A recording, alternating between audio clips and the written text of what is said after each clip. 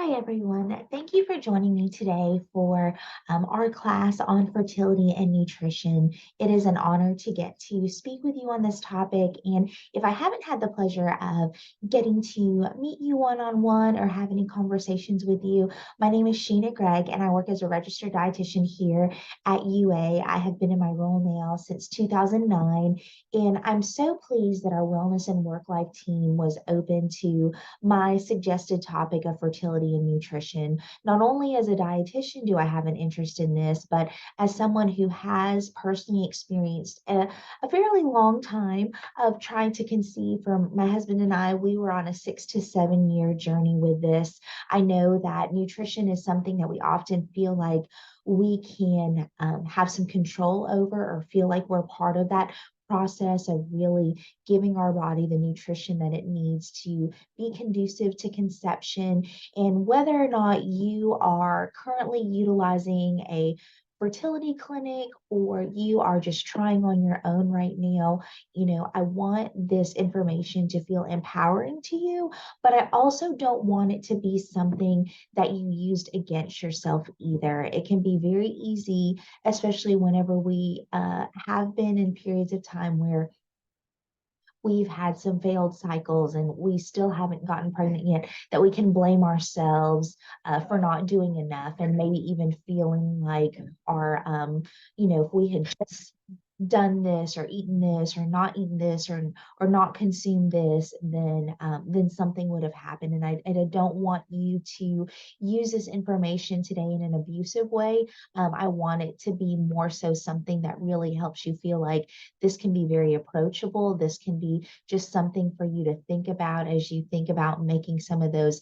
smaller behavioral or lifestyle changes that are conducive to conception. So, with that said, I am going to go full screen right now, and I'm actually going to hide my face so that you do not have to worry about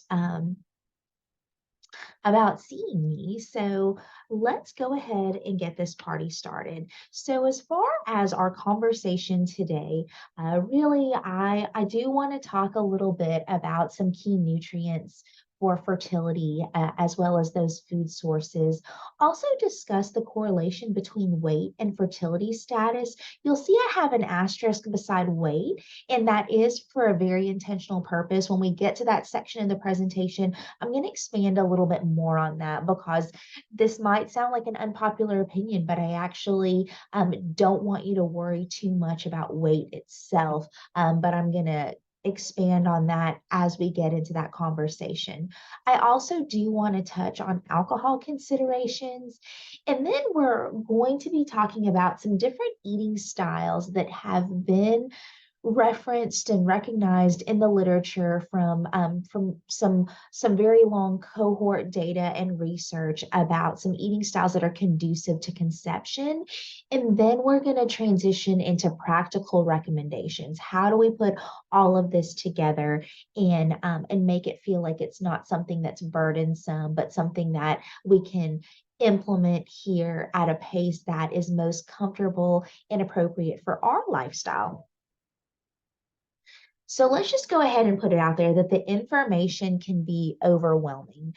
When we're doing an internet search, whether it's on social media, we're on Pinterest or anything else, and we do anything related to fertility or pregnancy or trying to get pregnant, trying to conceive, there is so much information that is out there. There all of these different groups and individuals and stories about anecdotal information of people saying, like, oh, well, when I did this, we automatically got pregnant, or I ate beetroot and then all of a sudden my uterine lining was thick enough for implantation. And I'm not saying that those claims are false. It's just there is so much information out there. And again, this is a very emotional process that I don't want us to get too much in the weeds. You might be a little upset with me because I would say that my approach to today's presentation is more of an eagle eye view of what we want to think about when we're thinking about nutrients that are helpful to egg health and sperm health versus talking about all of the different types of eating styles for the different reasons or causes for someone's particular infertility. So, just know that I come at this from a place of wanting you to be informed, but not getting in the weeds, because I think we can all recognize that there's just so much information that's out there. And a lot of the authors of this information can make it sound like, oh, this is so easy. This is foolproof. This is going to be great. Here's this, here's that. But please don't get frustrated with that. So let's first talk about some different key nutrients for fertility. I know that I have some folks that may be watching this that are thinking, look, you can talk all you want, but I need a grid that shows me what nutrients do I need to be thinking about? How does it affect me in terms of egg health? How does it affect my partner in terms of sperm health? What happens if I don't have enough of it? What happens if my spouse doesn't have enough of it? So this slide is for you. Take photos of it, take screenshots, do anything you need to with it. And also know that my contact information is going to be at the end of this presentation. So if for any reason you would like a copy of these slides, I will happily email you a copy of these so you don't feel like you have to do screenshots or quickly scribble things down. But I just want to briefly go through some of these different nutrients, and you'll see kind of just, again, a recurring theme in terms of how it affects our bodies compared to women versus men. So first key nutrient, folic acid slash folate. And really for women, the key about this is going to contribute to healthy eggs. This is also going to contribute to regular ovulation, and also during pregnancy, really helping with the prevention of birth defects such as spina bifida. So folic acid is going to be something that's not only encouraged as you're trying to conceive, but also while you are pregnant, to make sure that that baby is getting that nutrient as well. Deficiencies for women would include anemia and ovulatory infertility. So we're going to have some inconsistencies in our ovulation. For men, point blank, folic acid is great for healthy sperm, but if there are deficiencies, that could contribute to poor quality sperm or a lower sperm count. Also next are B vitamin complex. So basically all of your vitamins that are within that complex. So that's going to be things such as thiamine and riboflavin. And when we think about the role for women, healthy eggs, a deficiency could lead to an ovulation. And then for men, it goes back to sperm quality as well as sperm production. So if we have a deficiency, that we're going to have a weaker sperm, we're going to have a lower sperm count. So those are some things that we want to keep in mind. And again, with that host of that B vitamin complex, this is going to include your thiamine, riboflavin, niacin, pantothenic acid, pyridoxine, biotin, cobalamin. So you will see these whenever you are taking a prenatal vitamin. And I know I've gotten the question before, are there specific quote unquote prenatal vitamins for men? And your OB may have some recommendations on that. There may be some pharmaceutical companies that their clinic specifically partners with. But I would say for a lot of your men's multivitamins, they are going to be including these key nutrients. Next up is going to be omega-3 fatty acids. So extremely important nutrient. For us as women, this is going to contribute to hormone regulation, insulin metabolism, healthy eggs, healthy lining of the uterus, and deficiencies can contribute to us having hormonal imbalances and an ovulation again. And for men, improve sperm count when we have a good dose of dietary omega-3 fatty acids. This is also going to really help with motility and quality of sperm. And then the inverse of that with a deficiency is going to be weak sperm or a low sperm count. Next up is going to be vitamin D. If you have been working with your gynecologist, reproductive endocrinologist, any kind of clinic that is really helping you dive into what may be causing a delay in trying to conceive, they have most likely checked your vitamin D levels. Vitamin D is very important as it relates to our fertility overall, and also with ovarian stimulation in IVF. So if you are using that assisted reproductive technology, vitamin D is going to play a big role. And then when we think about men, this goes back to sperm quality again. So the sperm motility and the semen quality. We can run into issues with weaker sperm or poor quality semen if we have inadequate vitamin D levels. And again, I guarantee this is a lab that has likely been checked by your doctor. And if it has not yet, certainly start that conversation. Next up is going to be antioxidants in general. So vitamin A, C, E, CoQ10, zinc, selenium, copper, magnesium. So you can see here, this is going to contribute to healthy eggs, healthy sperm, testosterone production, deficiencies for women, damaged eggs, hormonal regulation, menstrual cycle disruptions, infertility for men, issues with poor quality sperm and infertility. And I want to, you'll see that I've highlighted zinc. So zinc is probably the most important nutrient when it comes to male fertility. And as a result, men who are zinc deficient are more likely to experience infertility. Zinc is going to be required to produce testosterone and for sperm production. And men with low levels of zinc are more likely to have a low sperm count and low testosterone levels. Selenium that you can also see listed, that is going to be important as well. So like zinc, selenium is going to be used by the body to produce an important antioxidant to really protect the sperm from free radical damage. Together with the amino acid cysteine, selenium is going to be used by your body to produce an antioxidant called glutathione. You didn't know you were going to get all this information today. And you may have never heard of this, but it is a very important antioxidant for male fertility. It really protects the sperm from damage during sperm production. Glutathione has been shown to keep sperm healthy during assisted conception treatments when sperm may be stored, frozen, or thawed. So if you are going through an IVF procedure or maybe an intrauterine insemination using sperm that has been previously banked and stored and now it's being frozen and thawed for the procedure. This is good to know. And again, I don't want us to feel like this is something that we're micromanaging for our health. These are just good things to keep in mind when we think about different key nutrients.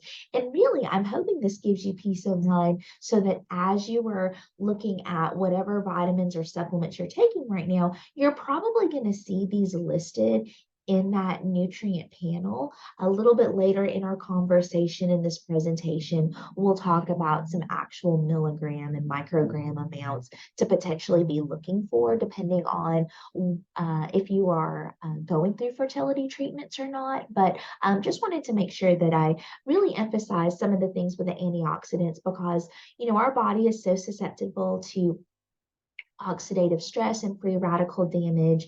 If you join me on my talk about the mind diet, where we talked about the sensitivity of our brain cells, this also applies to our egg cells and our sperm health as well. So really eating a very high antioxidant diet, you know, antioxidants, they really fight against any kind of free radicals or oxidative stress that may be happening in our body. I'm going to be talking about the types of things that we could be eating or doing that do cause oxidative stress to our body. So you can keep that in mind as well. But taking a look at the bottom of our table, and certainly this doesn't delineate its importance or lack thereof, but we have iron and calcium, and so you'll see for iron, this is going to play a role hormonally for females as well as overall fertility. Some deficiencies in iron can lead to infertility for women, and then when we think about sperm quality, Great iron levels are going to really contribute to healthy sperm, and deficiencies are going to lead to poor quality sperm. With calcium, that correlates with egg production. Deficiencies would be correlated with anovulation. And then again, calcium is going to be connected with sperm quality and motility. And so we certainly want to keep that in mind accordingly. So when we think about the different food sources that are out there, this is not a completely exhaustive list, but this certainly gives you a general idea of the types of foods that contain these various key nutrients, whether it's that B vitamin complex or omega-3 fatty acids, vitamin D, antioxidants, iron, calcium. And one thing that I'll say too, I did want to make a few comments about some of these different nutrients and their food sources. So, there are a few foods that are naturally rich in vitamin D3. The best sources are going to be the flesh of fatty fish and fish liver oils.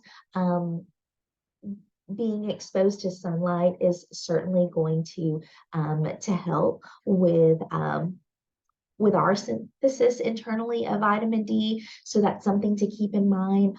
Also, when it comes to iron, iron is going to come from food in two forms, so heme and non-heme. Heme iron is only found in animal products, animal flesh, such as meat, poultry, and seafood. And non-heme iron is going to be found in plant foods like whole grains, nuts, seeds, legumes, and leafy greens. And I do want to say that heme iron, that iron that's coming from animal products, it's going to be a little bit more bioavailable slash absorbable by your body compared to non-heme iron. But if you are vegetarian or vegan and your only source of iron is going to be non-heme, that is okay. I just like to let folks know that, really from a nutrition science and nutritional biochemistry standpoint, the heme iron is going to be better absorbed by the body, but non-heme iron is certainly going to be helpful as well.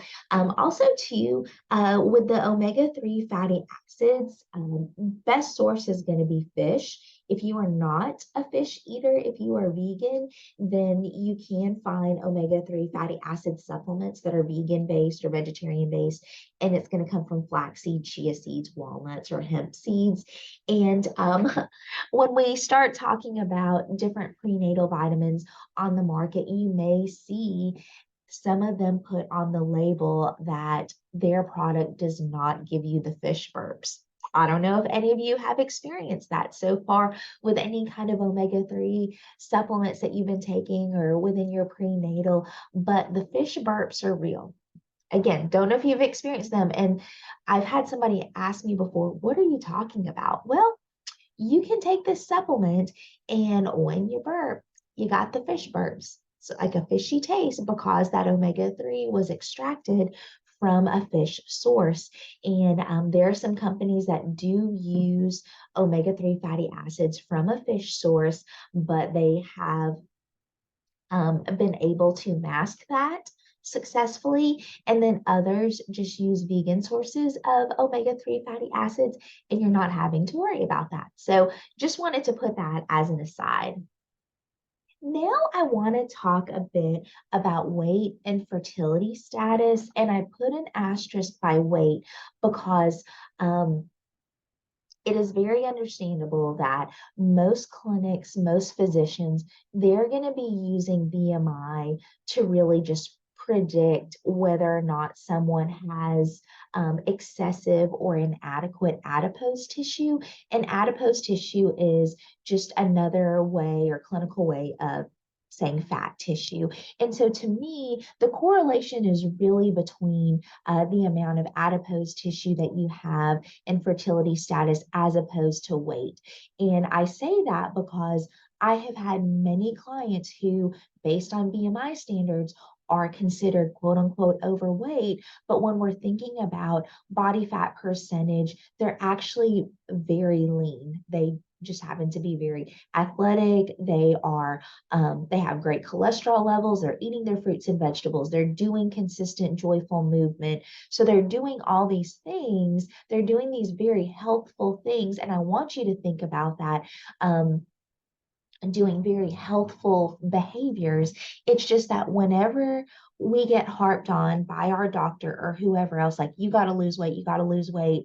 Well, we just want to see those numbers go down on the scale, right? So often we are going to be choosing eating styles that really aren't healthy for us from a conception standpoint, but we're doing it for the sake of seeing some dramatic losses. So, say, for example, something like the ketogenic diet. If you are doing keto right now, I promise I'm not picking on you. I'm just using this as an example. A lot of times people like to pick keto because in the beginning and along the way, you're going to see these pretty nice weight drops that are happening.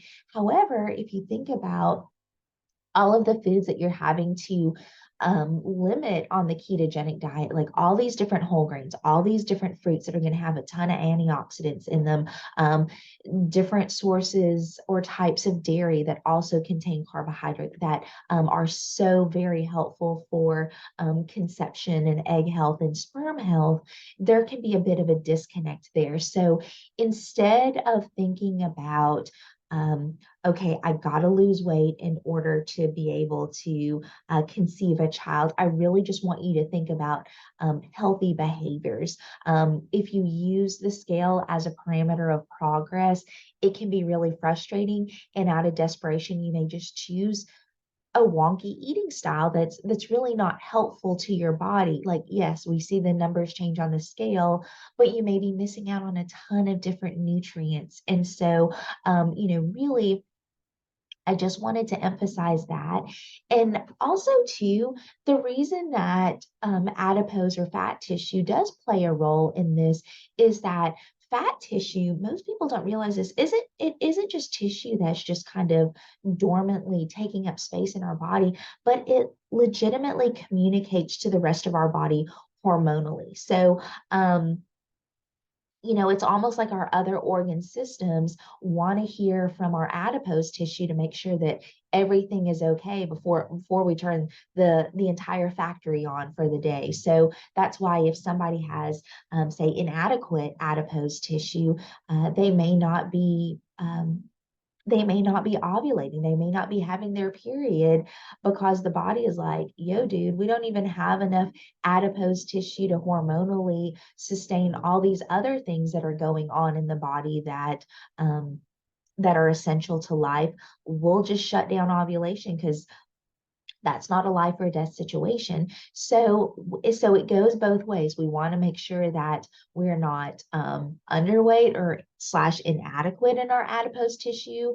And we also don't want it to be excessive either, because when it is excessive and because it is hormonally focused, that is going to affect how we're reacting to insulin and how our hormones are reacting in terms of ovulation. So again, it's more so about adipose tissue status as opposed to weight itself. It's just most clinics are not going to have the convenient office conducive technology to quickly check your body fat percentage. They're using archaic things like BMI as a way to kind of justify, like, hey, you need to quote unquote lose weight. But I promise, if you can focus on eating styles or just lifestyles that are good for your health, like getting consistent movement throughout the week, drinking enough water, getting a nice amount of fresh fruits and vegetables and adequate protein and all the things. If you're doing that, you are doing good for yourself, even if you're not seeing those dramatic shifts on the scale. So I apologize for getting on that soapbox, but I just really wanted to make sure that I emphasize that to all of you. Next up, I do want to talk a little bit about alcohol intake. I think the long and short of it is, if you can avoid alcohol intake during this journey of trying to conceive, that's really going to be the most ideal situation. There's so much information in the literature that kind of goes back and forth with different studies about alcohol intake. And a lot of it is more of a question of, how much is safe versus should I do it at all of this different stuff. And so, really, I think given the potentially devastating consequence of fetal alcohol syndrome, you know, as you're trying to conceive, could be potentially unknowingly pregnant, I think that just abstaining as a whole is very important. And you'll see here, while a moderate level of drinking does not appear to alter outcomes in men, male partners should be advised to avoid alcohol at least the week before they provide a semen sample for IVF. So there are studies that show that the alcohol that we consume, we find it in the semen. And so, and it can affect quality to an extent. So, so if we are doing some more aggressive treatment, such as IVF, really abstaining from alcohol as much as possible is going to be very important. So there's a substantial evidence that alcohol use, even in moderate quantities, can negatively affect assisted reproductive technology outcomes. And I took several other notes that I do want to share with you as I was preparing for this presentation. So there have been some studies on long-term heavy alcohol use that have reported reduced gonadotropin release, testicular atrophy, and decreased testosterone in sperm production. And also, too, I noticed something in the literature where it said that consuming more than 5 drinks per week can be detrimental to sperm count and morphology. And alcohol can affect hormones and ovulation, making it harder to time sex for conception. So, if we are drinking pretty regularly as a female, that's going to affect us hormonally. Our ovulation is going to be off, so it can make it a little bit more difficult to time sex and know how our cycle is falling. Even if we're just doing something like an IUI. And I will say in all of this, again, knowing that trying to conceive is a very emotional experience. Say you've just had a failed cycle and you're like, I really would just like a glass of wine, in the midst of this. That is okay. I just do not want alcohol to be the only tool in your tool belt for an emotional coping mechanism. And also, too, this can get really dicey where maybe after a failed treatment or failed cycle, we want to attack our partner or spouse, being like, well, this would have worked if you didn't drink alcohol. I don't want this to be a point of shame or blame within a relationship, but I really want this to just enhance your knowledge. And even if it just means that taking in this knowledge and we have a little bit of a reduction in that alcohol intake, that's better than no change whatsoever.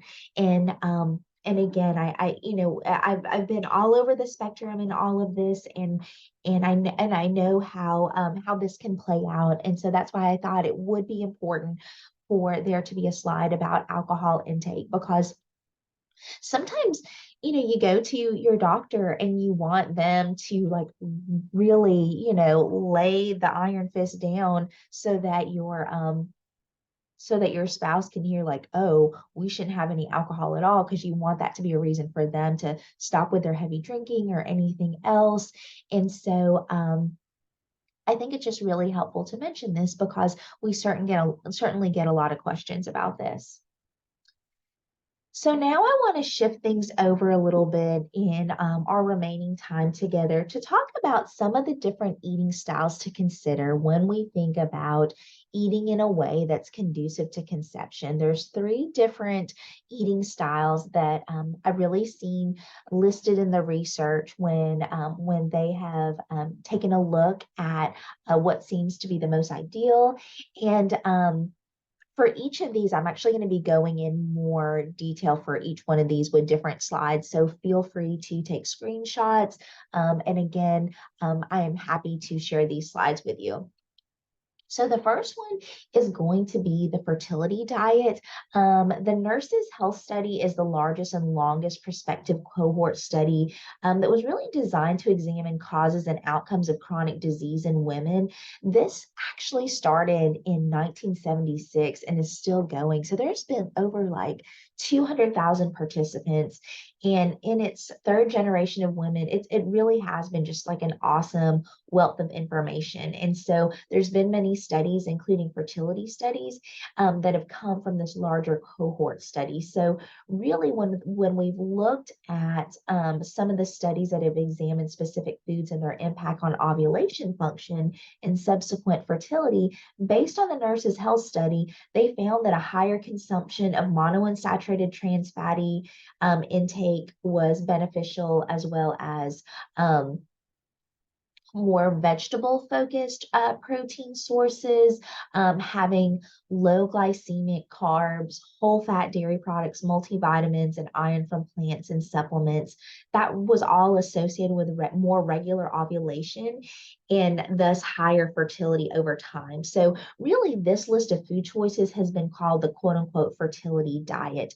And I am still searching for what the mechanism of action is, or really what the correlation is. But I do always find it interesting that it is recommending more high fat dairy instead of low fat dairy. So there's a better correlation of ovulation, egg health, fertility overall if you're consuming high fat dairy sources instead of low fat dairy. So next time you get the Greek yogurt or the milk or whatever, go for the high fat instead of going for the Oikos Zero, or whatever is out there, whatever kind of yogurts, and it's like zero fat. For one, this could be helpful based on these studies. And two, having that dietary fat is actually going to make that yogurt or whatever dairy product more satiating because there is fat in it. So, I also too, when it comes to reducing our animal protein and having more vegetable protein, what we found as dietitians and just in the healthcare spectrum as a whole, when we think about talking about eating styles, we've started to use terminology that more so says plant forward eating as opposed to plant based, because then people are like, oh gosh, I got to become a vegetarian. No, that's not it at all. We just want to start having more plant-based proteins as part of our diet. So think about your plant-based proteins as maybe being the main actor in the show, but you're still going to have some of those animal-based proteins that are going to be supporting actors. They're still going to play a strong role, but we're just trying to elevate some of that vegetable protein. So I also have this other slide. You're free to take a snapshot of it, whatever else, but I thought this was a nice little visual. And then also, again, if you are the type of person that's like, look, I just need to know what to eat, and then what do I not need to eat / limit in the diet. So this does a very good job of kind of being very black and white about that. But please don't use this as your food Bible where you have no flexibility whatsoever. Even if you're implementing this and it's just, oh, I'm going to start having more plant-based proteins, get some more beans. That one little change is better than you having done nothing at all. So again, think of this as something that can be very approachable for you. Next up is the Mediterranean diet. I think many of us may be familiar with this as it relates to hearing about the Mediterranean diet. It's just an awesome overall diet when we think about our cardiac health and blood pressure and all that good stuff. And so, really, adherence with the Mediterranean diet has been associated with all these different health benefits, like I said, cardiovascular disease, cancer, neurodegenerative disease, overall mortality. But there have been a lot of studies that have correlated the Mediterranean diet with being conducive to conception. So, very similar to the fertility diet, where it is very plant forward. So we have a lot of vegetables, fruits, beans, lentils, and nuts, lots of whole grains. So we need some carbohydrates in there. And just like the fertility diet, those that are going to be higher in fiber, these are going to be slower carbohydrates, low glycemic index. So they're not going to have this crazy effect on our blood sugar.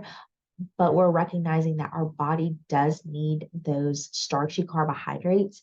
So if you don't have an allergy issue, I do encourage you to have those because a lot of those whole grains are going to have that B vitamin complex that I mentioned earlier. Also, with the Mediterranean diet, that big emphasis on extra virgin olive oil as a source of healthy fat, fish intake, especially fish rich in omega-3 fatty acids, some cheese and yogurt. Hello. Also, little or no meat, choosing poultry instead of red meat. And then also limiting your sweets. It's saying none whatsoever, but kind of reducing that intake. And I think as you're really focusing on what you can add to your diet, you're going to naturally be eating less of other things. And so when we start thinking about the fertility diet or this Mediterranean diet or anything else, really think about what could I add to my diet versus thinking about all these things you have to quote unquote take away. Because really, all these diets are just emphasizing what you want to make sure that you're having more of to be health enhancing. This is another great graphic. I always like little picture graphics that correlate with a lot of these different eating styles. And so again, great little image to have on your fridge or just a great visual as a whole to give you some reminder. I really love that also this includes that component about physical activity, that joyful movement. Next up, I want to talk about the pro-fertility diet. So this is going to have a very similar intake pattern as the fertility diet and Mediterranean diet. There is a group of researchers from Boston that combined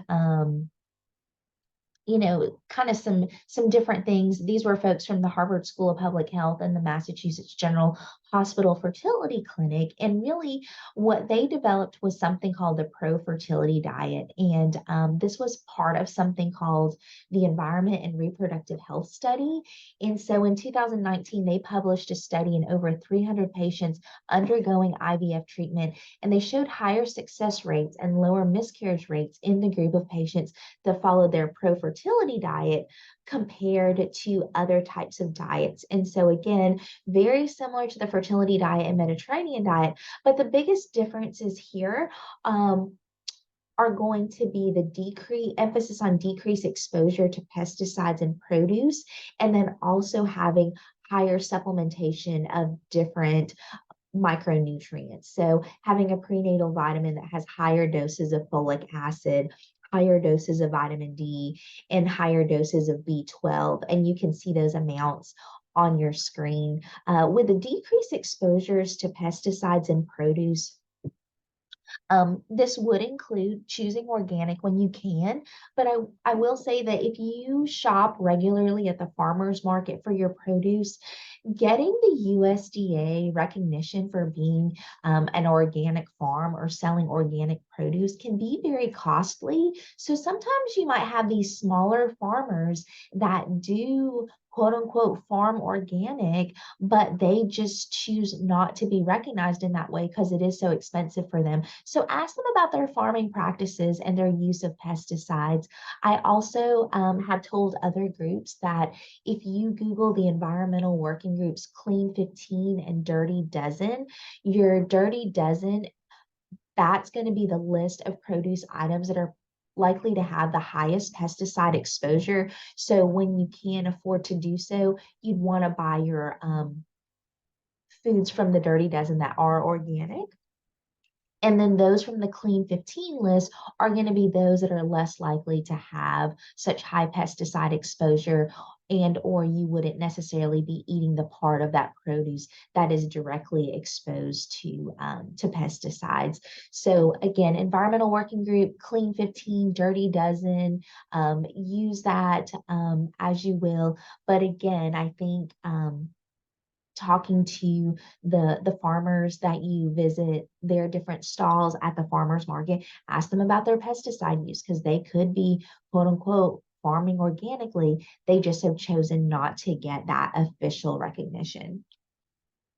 So we've talked about these three different eating styles. We've talked about these specific nutrients, but really, how do we make this practical?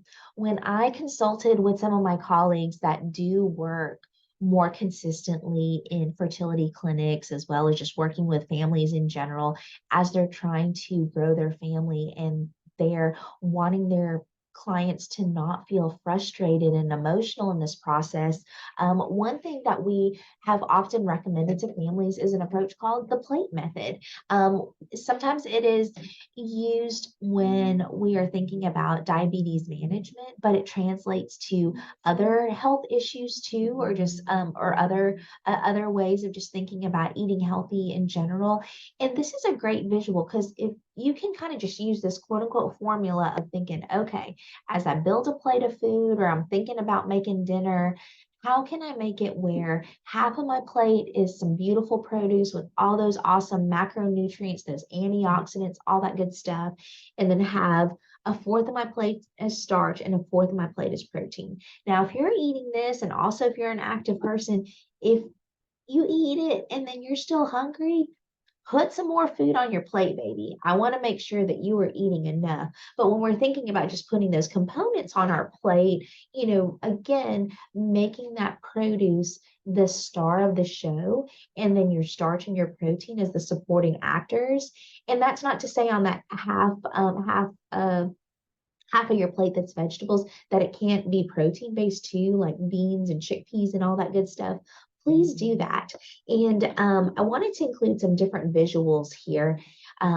These are a bit more straightforward in terms of kind of following that formula of about half of your plate, or even if you did like a third, a third, a third, but really, trying as much as possible to make that half of your plate, your produce and all that good stuff.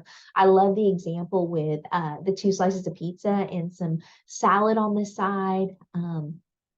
If you can go for more vinaigrette, an oil and vinegar based dressings in general versus your creamy dressings, that can be helpful. That can get some heart healthy fats in there. You can see kind of a breakfast example here, but this could easily be like some kind of beautiful burrito bowl or something. It doesn't have to be this literal plate. This could be also something like a sandwich where your starch is going to be those two beautiful pieces of whole grain bread with fiber. You've got some, chicken in there, some leftover grilled chicken from the night before that's your protein. And then you've either got a ton of veggies happening in the sandwich or on the side as a salad or some like roasted broccoli or anything else. So there's different ways. And so again, it doesn't have to be this literal plate, but it really just is a nice visual for making you think like, oh, I want some color on my plate. I want half of my plate to be some great produce. I need a source of protein. I need some carbs too. I want to make sure that I'm getting all these different nutrients. Another visual, goodness, tacos, amazing. You could have some tacos, have a little veggie slaw on the side, or those black beans. Again, great source of plant-based protein that's happening in. It's a vegetable, or you might be doing some meal prep stuff. The little picture on the left corner, doing one of those egg roll in a bowl recipes, but then maybe having some rice or quinoa or some other kind of grain or source of carbohydrate in there. So, really, this could look any direction that you wanted it to. And when we think about continuing to make this practical, consider using frozen produce. You may be like, dude, I don't want to buy all of these vegetables because they're going to go bad before I have time to eat it. With today's food technology, produce is flash frozen at its peak level of nutrition, protecting the vitamins and minerals that are within that produce. Vitamins and minerals, especially within produce, are very heat and light sensitive. And so I think as long as you don't overcook stuff, you're going to be keeping the integrity of that produce. With the Season's Choice brand, like the avocado chunks, if you put that in a smoothie, or the blueberries in the smoothie, like those are Aldi brands. And then, we know some great value from Walmart. Use that. We don't have to make it overly complicated. I know the pictures that I used, seem so Pinterest perfect or Instagram perfect, but it doesn't have to be that way. I just unfortunately could not find pictures of quote unquote real food. I should have just made a bunch of stuff at my house with my bad lighting so you could see what this actually looks like for a quote unquote real meal or a real thing that was packed in my stained Tupperware from, from like taco salads or spaghetti or whatever else. But again, using, frozen produce to kind of make this easier. When we're thinking about adding some of those beans, legumes, lentils, whatever, some plant-based protein, think about adding some black beans or chickpeas or quinoa to salads to kind of add a little bit more oomph. That protein in those beans is going to help get you full and keep you full. A lot of opportunities for adding some different things in there. Do some whole fat cheese in that salad or whatever else. And then as we're reducing that red meat intake, we can substitute some ground chicken or turkey. So if we're doing taco soup or taco salads or whatever else, doing some ground chicken or ground turkey as a way to reduce that red meat intake. And again, this isn't saying you can't ever have red meat while you are trying to conceive. This is just, we're just thinking about little things that we can do here and there to generally reduce our overall frequency of the red meat consumption. Also, just thinking about drinking your nutrition. It doesn't have to be where it's just a full blown, oh, I don't want to have a smoothie as my breakfast or lunch because I need something more than that. That's okay. Think of this as a supplement. Think of this as just, a super drink where you are just trying to get some extra nutrition on the side. So you could be having some kind of milk as your liquid, put in a ton of frozen fruit in there for some antioxidants, some leafy greens like spinach or kale, and then you've got some different types of great healthy fats that we can add in there. And again, have that as a beverage with your regular breakfast or your lunch or as an afternoon snack. Don't feel like this has to play a role as an actual meal replacement. And I want to say too, I didn't have a specific slide about it, but I kind of alluded to it as we talked about trying to limit free radical damage and oxidative stress. Probably the biggest thing I can emphasize in this is if you can reduce your frequency of fried food intake, that can be very helpful. So if you're relying on fast food, okay, try to choose some grilled options when you can. Try to choose a non-fried side item when you can. When we consume fried food, and Lord knows I love me some chicken fingers and really good French fries, but when food is fried, it gets to a very, very high heat within that oil. It makes those molecules very unstable. And when we consume them, we're consuming a lot of these unstable molecules that create oxidative stress in our body. And now air frying is not the same thing. So I will say that. But I'm just talking about like your traditional frying of food. Really, if you can reduce your intake of fried foods, that can be very helpful. But what can battle the damage of fried food or what fried food could potentially do to our body, foods with antioxidants, anti-inflammatory foods. So all of those different fruits and vegetables that are rich in color, those rich colors really represent the antioxidant effect of that food. So just want to put that out there. Next up are prenatal vitamins. And, there's a lot of different ones out on the market. This little table I have here is not an exhaustive list. It's not necessarily a list that I'm endorsing and saying like, this is what you got to go with. But, think about the type you want. Do you want a soft gel versus a gummy versus a capsule? Is that prenatal vitamin also going to have DHA, aka omega-3 fatty acid in there? Is it going to give you the fish burps? And unfortunately, supplements like vitamins and prenatal vitamins are not regulated by the FDA. So there are companies out there that say, oh, my product has 800 milligrams of such and such. Well, that may or may not be true. And that can be kind of scary. So I would say if you can, try to find a company that has some type of like third party verification that that product legitimately has what it says it has. So Nature Made is a really great brand that you can get at Target, Walgreens, Walmart, wherever. And you'll see on the left side of that label for that picture that is on your screen, it says USP. That says USP verified.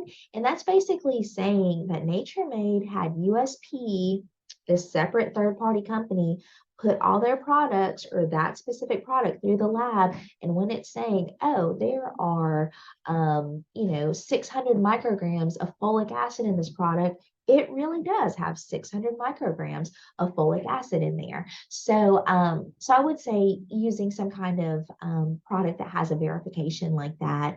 Also, a lot of these prenatal vitamins, you might have to take several. So, like Smarty Pants gummies, you've got to take 4 gummies to get the equivalent of what you need. It's not just one. So, paying attention to those dosage amounts.